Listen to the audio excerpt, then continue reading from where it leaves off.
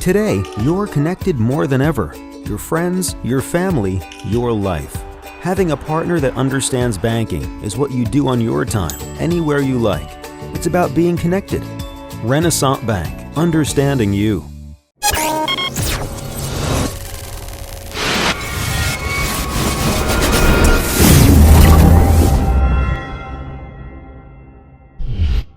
Sponsored by Renaissance Bank.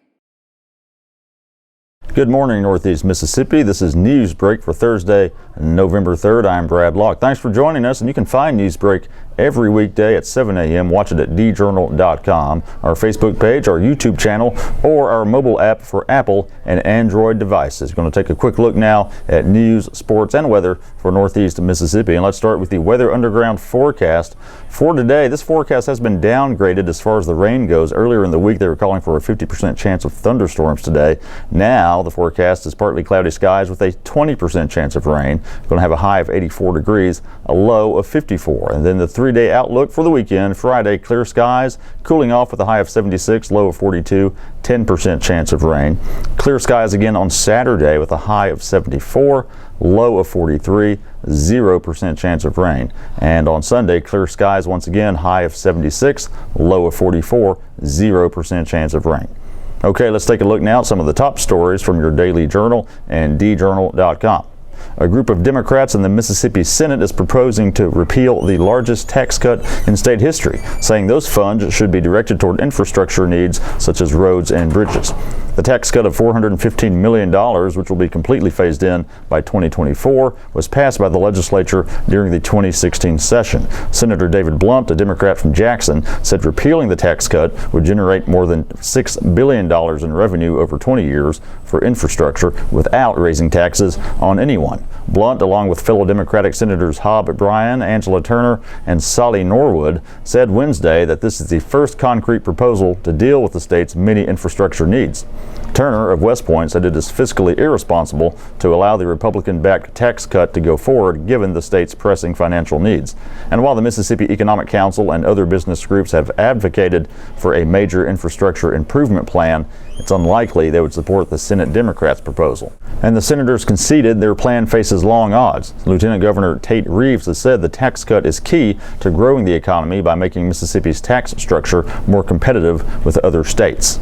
The city of Baldwin will soon begin a major upgrade of its sewer system thanks to $8.8 million in federal funding.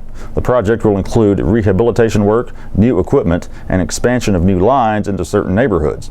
Baldwin Mayor Michael James said the city will be able to add new customers, namely people inside the city limits who have been using septic tanks.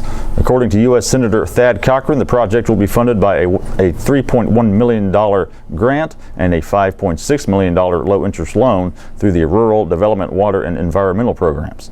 James said engineers are working up plans, and the next step is to bid out the project, which will likely start next spring and be completed in 3 to 4 phases. This project is separate from the Sand Creek Regional Wastewater Authority project that hopes to connect the municipal systems of Baldwin, Guntown, and Saltillo to one large treatment plant in Saltillo.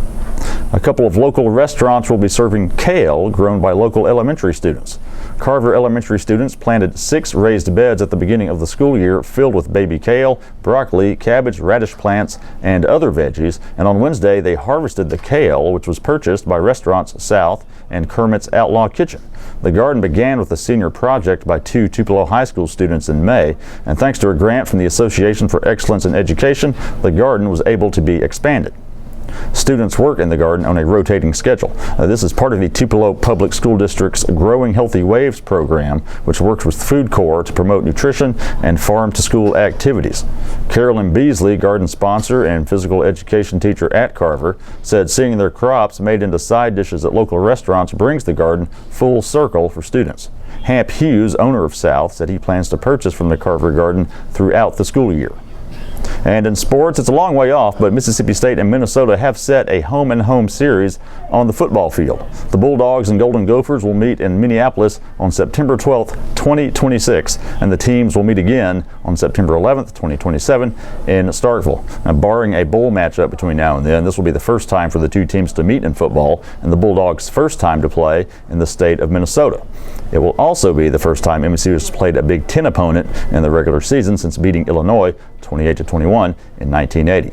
Now, far apart as they are, MSU and Minnesota do have a bit of shared history. The late Murray Warmath was the head football coach in Starkville for the 1952 and 53 seasons, and then left to lead the Gophers. He coached at Minnesota for 18 years, winning a national championship in 1960.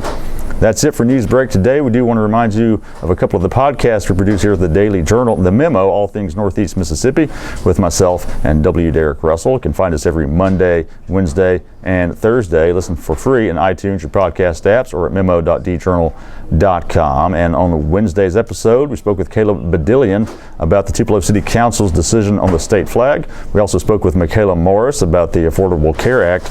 And Jenna Parsons talked with us about the food section this week. And Double Coverage, a podcast about Ole Miss and Mississippi State sports every Thursday.